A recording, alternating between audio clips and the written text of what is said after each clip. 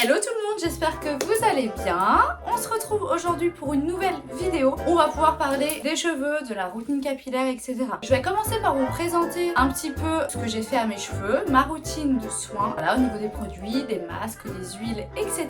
Et puis ensuite, vous conseiller en fonction de votre type de cheveux, votre couleur de cheveux et ce que vous pouvez faire, ce que vous pouvez adapter au mieux. Alors pour ma part, mes cheveux ils sont assez épais et ondulés. Bon, là je les ai lissés aujourd'hui mais c'est très exceptionnel. Du coup, quand j'étais plus petite, j'avais les cheveux longs, toujours la même couleur évidemment. Ensuite, quand j'étais au collège, j'avais envie de me faire un petit peu des mèches blondes. Donc j'ai fait 2 mèches blondes vers le devant avec un carré plongeant. Ensuite, bon les mèches sont parties. Et là, je me suis retrouvée avec une frange. Je sais pas ce qui m'a pris parce que logiquement on fait une frange quand on a des cheveux lisses. Mais étant donné que j'ai les cheveux ondulés, mais je ressemblais à un caniche. Mais c'était pas possible, c'était moche. Donc j'ai laissé pousser et puis mes cheveux sont devenus normaux. Mais j'étais pas très belle à cette époque. Ensuite, pour mes 18 ans, j'avais envie de marquer le coup et donc changer de tête. C'était l'époque du tie and dye, voilà, c'était la tendance. Et donc j'avais fait mes racines un petit peu marron pour pas qu'il y ait un grand écart entre le blond caramel et ma couleur naturelle. Et puis du caramel blond un petit peu sur mes longueurs. Bon je kiffais à ce moment-là. Ensuite le blond est un peu parti. J'ai fait des tresses partout, des tresses africaines, voilà, partout. Je me rappelle, j'étais restée presque toute la journée, environ 6 heures au salon. Donc ça avait mis beaucoup de temps. Mais j'avais kiffé et puis je les avais gardées un bon mois. Et puis il y a 4 ans, je voulais être blonde. J'en avais un petit peu marre de ma couleur. Du coup, je me suis dit, bon allez, je vais aller chez Desange. Chez Desange, j'ai commencé à m'expliquer que c'est étape par étape pour aller au blond. Effectivement, tu peux pas passer du noir au blond directement, mais moi, je voulais pas trop le comprendre et je voulais du blond directement. Donc, j'ai été chez Saint-Algue, où là, ils m'ont fait des décos, -2, je crois. Et du coup, sur le coup, ça faisait vraiment beau, j'adorais. Mais au bout d'une semaine, mes cheveux, ils ont tourné au rouge orangé. Avec le soleil, forcément, ça déteint. Et c'était horrible, c'était trop moche. Donc, j'ai appelé ma coiffeuse à domicile, qui est venue, qui m'a rattrapé tout ça. Elle m'a fait une déco, et puis peut-être 2-3 semaines après une autre déco. Et là, j'étais très satisfaite du résultat. C'était super beau. Il y avait un petit peu de blond différent, du blond polaire, du caramel, du un peu plus foncé, un peu plus clair. C'était super beau. Et j'en avais un peu marre de mes cheveux ondulés. Donc, j'ai fait un lissage brésilien après toutes les décos. C'était super. C'était comme ça en fait. C'était vraiment lisse. Et le lissage est resté plus d'1 an. Franchement, on m'avait dit 6 mois, mais plus d'1 an pour lui. C'était trop bien, moi j'avais kiffé, mais le blond, forcément c'est de l'entretien. Les décos, donc ça abîme forcément le cheveu. Et puis j'en avais marre du blond, donc je suis passée au rouge. Bon c'était du ton sur ton, donc elle m'a fait du rouge. Sauf que elle m'a conseillé, la coiffeuse, un petit shampoing, mais je savais pas exactement ce que c'est. Elle m'a dit vous le mettez et ça va vivifier la couleur, ça va être super beau. Et en fait, je savais pas, mais ce produit c'était un semi-permanent. C'est-à-dire que tu laisses agir en fonction de la couleur que tu veux, plus ou moins foncé. Et donc moi j'avais laissé 30 minutes mes longueurs, sauf que je me suis retrouvée avec du rouge, mais du rouge éclatant, mais que en fait après je continuais de faire les shampoings au moins 1 fois par semaine. Donc plus je continuais, plus c'était rouge, plus c'était moche, et plus j'en voulais plus du rouge, parce qu'après avec le soleil ça redéteint au rose bizarre. Du coup j'aimais pas. Suite à ça, j'ai voulu retrouver ma couleur naturelle, sauf que passer du rouge au noir c'était très compliqué parce que le rouge c'est vraiment difficile à enlever.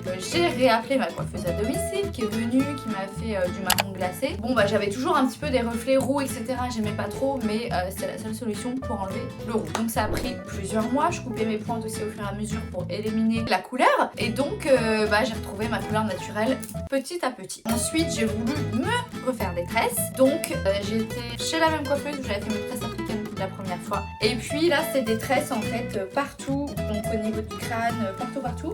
Et ça les rejoignait en queue de cheval.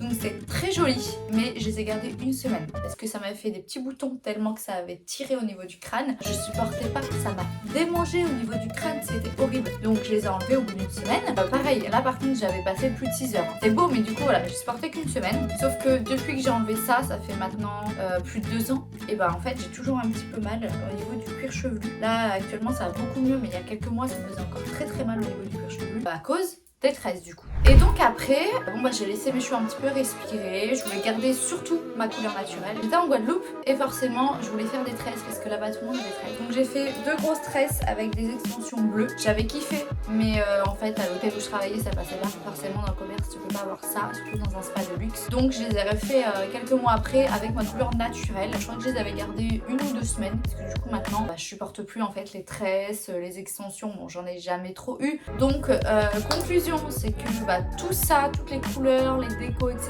ça abîmait énormément mes cheveux. Donc maintenant, je veux garder ma couleur naturelle. Si je veux revenir au blond, au rouge ou je ne sais quoi, je mets une perruque, c'est pas compliqué. Voilà, j'ai retrouvé de l'épaisseur et puis une qualité de cheveux que j'avais plus avant avec tout ce que j'ai fait. Du coup, ça c'était pour tout ce que j'ai fait sur mes cheveux. Maintenant, je vais vous présenter ma routine de soins pour mes cheveux.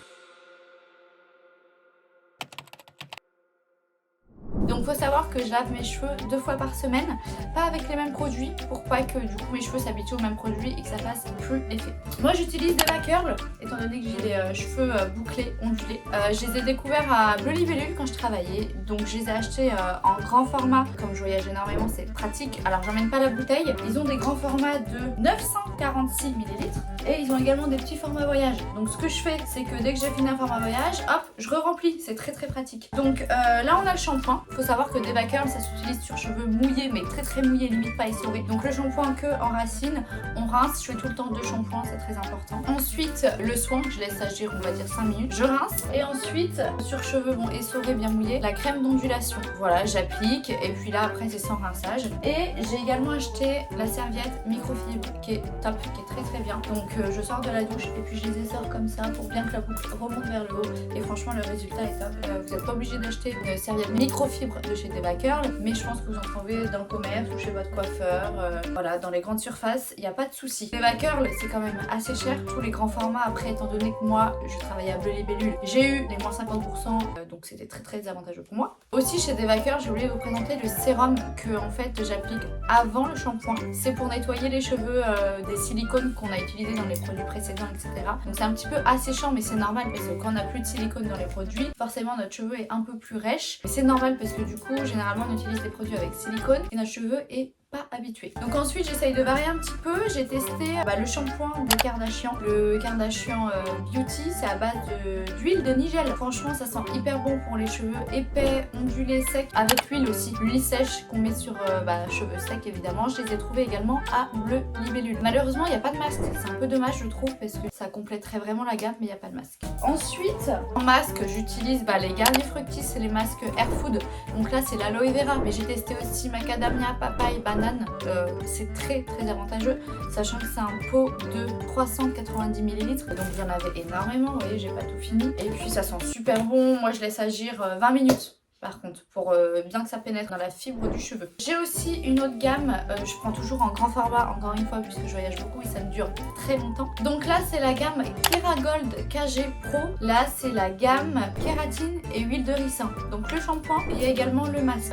Le masque, il fait 500 ml. Autant vous dire que ça vous dure des mois et des mois, sachant que, généralement, on change de routine toutes les 2 semaines ou tous les 1 mois. Donc moi, ça me dure vraiment très longtemps. Et franchement, ça, c'est super. Je les ai pas achetés en grande surface. Je les ai achetés sur Vinted à une fille qui vend en fait des formats comme ça. Je pense moins cher que si on l'achetait chez des coiffeurs professionnels. Et donc maintenant je vais vous présenter un petit peu mes produits complémentaires que tout le monde n'utilise pas. Voilà, c'est un peu plus rare. Donc moi déjà des fois, ça c'est depuis que j'ai été en Guadeloupe, parce qu'en Guadeloupe les filles ont les cheveux crépus ou frisés, bouclés, voilà. Et donc elles s'appliquent de la cire au niveau de la racine en fait pour vraiment bien tirer les cheveux. Moi j'adore. J'avais testé une cire rouge, je me souviens plus du nom, je vous le mets juste ici. Ça c'est une cire à ne plus utiliser parce qu'en fait ça fait de l'alopécie au niveau du cuir chevelu. Beaucoup de retours d'amis à moi qui l'ont testé, qui ont des locks, etc.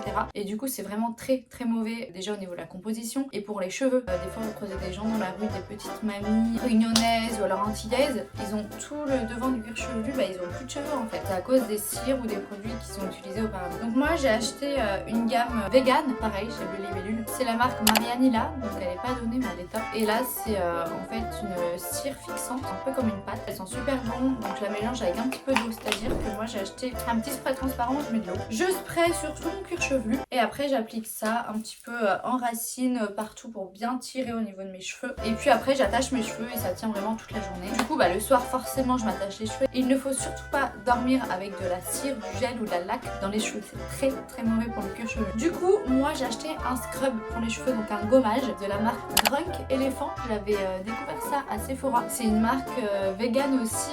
Alors dedans vous avez des AHA, c'est végétal donc c'est hyper bien. Il y a un mélange stable et suralimenté en acide AHA, BHA et ça décompose et ça dissout les cellules mortes au niveau du cuir chevelu et puis surtout les résidus de cire, de gel, de lac. C'est hyper bien, vous appliquez ça en racine directement. Voilà, vous frottez un petit peu et après vous rincez. Moi je le fais qu'une fois, ça suffit. Puis après je me lave les cheveux, shampoing, masque, etc. Ensuite, ça c'est une brosse en poil de sanglier, c'est vraiment pour bien appliquer la cire et bien tirer au niveau du cuir chevelu. Et ça c'est une petite brosse comme une brosse à dents pour bien faire les baby hair devant. Ensuite ça c'est une petite brume pareil que j'ai eu chez Bleu Libellule, Sun Protect. Vous mettez en spray partout sur vos cheveux pour protéger du soleil. Ça franchement c'est pas mal. D'ailleurs il me reste plus beaucoup mais il faut que je finisse. Et ensuite ça c'est des produits voilà quand vous séchez les cheveux, que vous voulez lisser, que vous voulez boucler. Donc moi j'ai les produits de Steampod pour cheveux épais. Donc ça c'est la crème à appliquer sous forme de lait sur cheveux mouillés. Vous lissez vos cheveux donc avec le Steampod que j'ai juste ici. Donc ça c'est le Steampod 3, je pense que vous le connaissez. Et l'eau ça se remplit juste ici en fait avec une petite pipette. Puis vous lissez les cheveux. Donc le peigne il est là, vous avez des petites flèches pour vraiment bien suivre le sens. Et voilà, vous lissez les cheveux, franchement c'est top, ça fait longtemps que je le voulais. Sachant que c'est avec de la vapeur d'eau, ça abîme beaucoup moins les cheveux qu'un lisseur classique. Et du coup ça c'est un petit sérum à mettre après sur cheveux secs pour nourrir et sublimer les cheveux.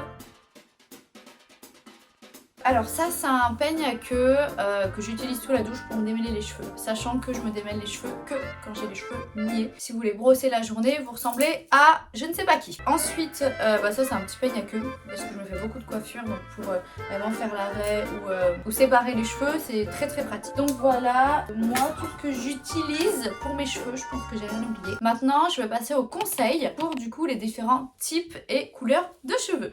Donc si vous avez les cheveux blonds, évidemment vous connaissez un petit peu le principe. Donc faire des décos régulièrement, pas trop, après tout dépend de votre routine. Forcément utiliser des shampoings violets, shampoing et masque. À faire attention à ne pas laisser trop agir, sinon votre blond va se colorer en violet. C'est un peu plus rare mais ça arrive. Je vous conseille de faire les décos chez des professionnels, donc coiffeur ou coiffeur à domicile, mais pas vous-même puisqu'il peut y avoir des ratés si vous n'êtes pas une professionnelle. Forcément il faut éviter, moi je suis toujours passée par des professionnels quitte à payer plus, mais avoir un meilleur résultat. Pour les cheveux colorés, forcément faire des couleurs assez souvent pour ne pas avoir la racine qui est décolorée et ça fait très très moche. Utilisez des shampoings pour cheveux colorés, shampoing masque. N'hésitez pas à acheter aussi des huiles que vous pouvez mettre sur cheveux secs puisque ça nourrit les cheveux et quand vous faites des couleurs, ça a tendance à les assécher. Pour les cheveux fins, faites attention à ne pas trop les alourdir. Vraiment des shampoings, des masques assez légers. Et d'ailleurs les masques, pas de choses nourrissantes, pas de choses trop lourdes pour vos cheveux.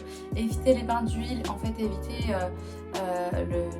la surcharge de produits pour vos cheveux et surtout les choses nourrissantes. Pour les cheveux gras, vous pouvez faire des gommages capillaires, c'est très bien. Par exemple des gommages à base de sel marin, je sais qu'il y a un produit chez Christophe Robin qui est génial. Ça permet du coup d'éliminer l'excès de sébum au niveau du cuir chevelu et d'enlever un petit peu les cellules mortes et si vous avez des pellicules.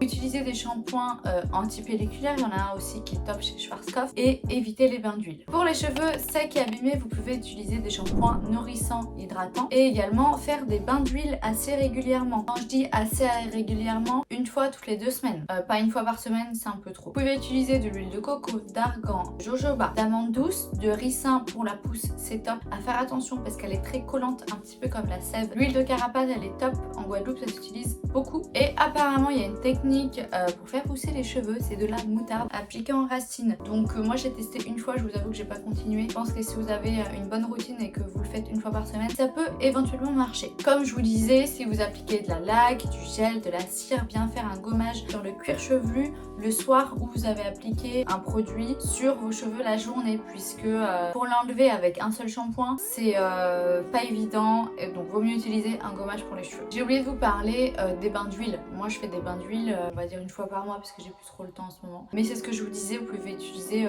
plein d'huiles pour les cheveux, vous pouvez même mélanger plusieurs huiles en même temps. C'est vraiment top et en fait vous voyez ça vous rend les cheveux vraiment très brillants et ça les nourrit en profondeur. Je répète, à éviter sur les cheveux gras.